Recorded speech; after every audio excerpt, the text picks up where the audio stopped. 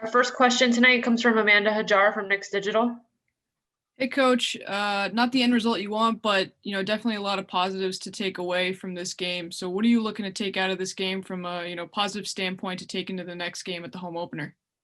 Well, I think you learn from every situation. So, I thought offensively we played very well in the first half, and then even at the start of the third, I thought we played well. But obviously the second half, I didn't like the way we played at all on either side of the ball. But again, I think after every game, we got out rebounded, and we've been a good rebounding team. And so I think Mitchell being in foul trouble, we had our bigs. It was a tough night from that standpoint. So we take a look at the film, try to learn from it, and be ready for the weekend. I think our schedule tells us, we have to be ready, get better every day. Each situation you learn from. So you either win or you learn. Next question comes from Steve Popper, Newsday. Hey, Tom. In the second half, when the shots stopped falling the way they were in the first half, did you think that carried over the other way? It looked like maybe some slumping of shoulders or moving a little slower. Yeah, well, I think, to win on the road, we always talk about the defense, the rebounding, and keeping your turnovers down. And so the way we played offensively in the first half was the way we need to continue to play. So we'll iron some of that out. I thought we probably played about 24 minutes of good basketball. And to win on the road, you got to do a lot better than that. So we'll learn from it. We'll get better, make some corrections. Next question comes from Mark Berman, New York Post. What kind of effect did it have on you guys not having the rookie quickly in that second half? And do you believe he'll be back for the home opener? I can't say. He'll be examined tonight and tomorrow, obviously. But I think we all saw it. He had great impact when he went into the game in the first half. And so, but we have more than enough. And so whoever the next guy is, be ready, get in there, get the job done. Next question comes from Mike Vorkunov, The Athletic. RJ really had it going, especially in the first half there. What did you see that he was doing well tonight? And then maybe why did it slow down a little bit in the second half, whether that was him or how the Pacers played him? Yeah, I think anytime you have a big first half like you did, you're going to get more attention. And when that happens, your responsibility is to make plays. And then we got a little out of rhythm. So we'll take a look at that, and we'll figure out some other things. And hopefully we can, ride the hot hand. I thought Alec had it going pretty good also. And really that was his first extended stint at the point. And so that's something that I think we could take advantage of going forward also. Our next question comes from Steph Bondi, The Daily News. Hey, Tom, just defensively, especially in that fourth quarter, was it? I mean, what was the issue that you could identify? Well, probably a compilation of things.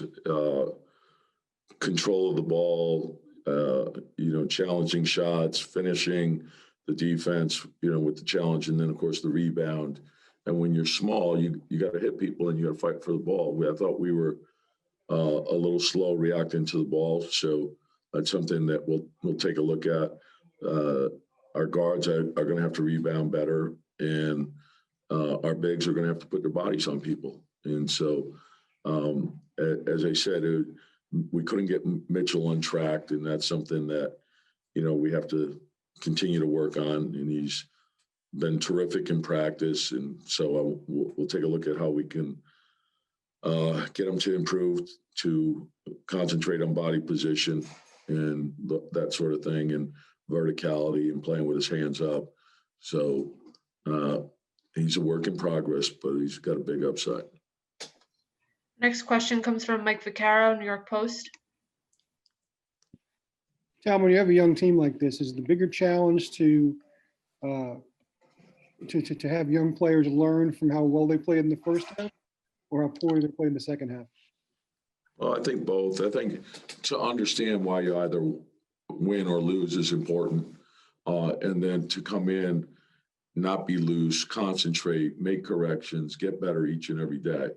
And so obviously what it showed tonight is we're not good enough right now to win on the road, but I believe we will be. And so the defensive part is something that we have to continue to work on each and every day. It doesn't go away. There's no shortcuts to this. The rebounding part has to be much better. And then, of course, the turnovers. And we have to get the turnovers down. Our last question comes from Mark Berman, New York Post. Hey, Tom, how do you think it worked? You made a decision, I guess, in the third quarter to go with Burks, Barrett in the backcourt, not use a point guard because you didn't have quickly. How do you think that worked, and what went into the thought process there? Well, Alec in the past has played the point. He had a big first half, keeping scoring and shooting, as much shooting on the floor as we can to try to create the opportunities that we're looking for, factored into it. So it's something that we obviously wanted to get a look at. And I think the more we do it, the better it'll get. Our first question comes from Amanda Hajar from Knicks Digital. Hey RJ, you started off on fire, had a really solid game. How important was it for you to come out aggressive, and what does that mean for you taking it into the regular to the home opener on Saturday? I think, every game you got to come out aggressive. Like I said, we're going to try to outwork every team, all season long. So it was important for us to start off aggressive. Our next question comes from Steve Popper, Newsday.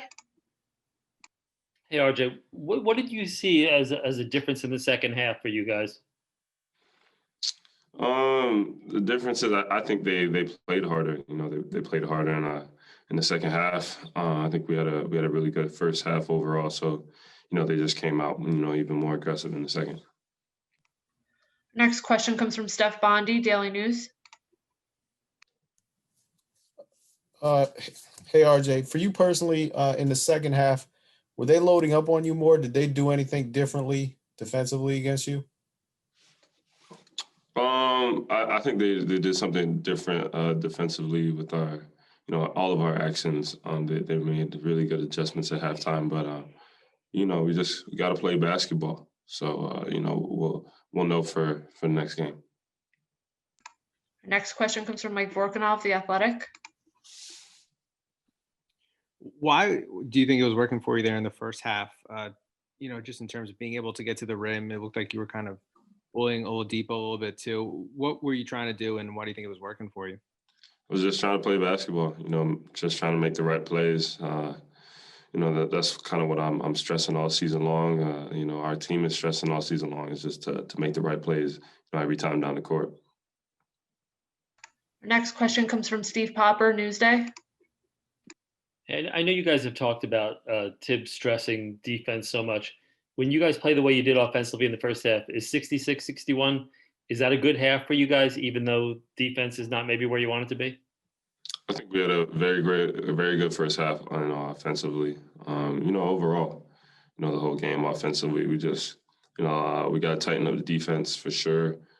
That's something we'll just go into practice tomorrow, just, clean some things up. It's the first game of the season. Everything's different. That's why we got 71 more to go. Next question comes from Amanda Hajar from Knicks Digital. Hey RJ, a few different lineups from the 4 preseason game as well as tonight. How do you feel overall team chemistry is meshing with all the young guys and new guys on the team? I think it's good for the beginning of the season, but we have a long way to go. Guys are still learning each other. We're still learning Tibbs system. So just got to continue to keep working at it every day in practice and then show it out there on the floor. The first question comes from Amanda Hajar from Knicks Digital. Hey Julius, what are some things you hope to take away from this game and lessons you want to learn from this game heading into the home opener? We just got to put a full 48 together. First half was good. Second half wasn't as good. Next question comes from Mike Vorkunov, The Athletic. Hey, Julius, with the 9 assists, it looked like you were really doing a good job there facilitating and you were comfortable in that role. Was that the mindset going into tonight, was finding a way to set up others with the pass? Yeah, I have to. Just the way defenses are guarding me, they load up, double team a lot. So I got to make everybody else better. Next question comes from Steph Bondi, Daily News. Hey, Julius, I was going to actually ask about the playmaking role. I mean, with the point guard situation kind of in flux tonight with the injury to Emmanuel and everything else, did you feel like that was something that you had to take upon yourself? I just try to make the right play. Defense, how they guard me, I got to make the right play. So it really had nothing to do with the point guard situation.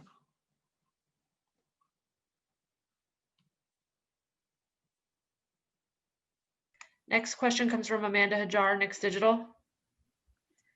Hey, Julius, you saw a few different rotations tonight. What are your thoughts on the young guys and the mix of guys that you're playing with out there, and where you feel most comfortable?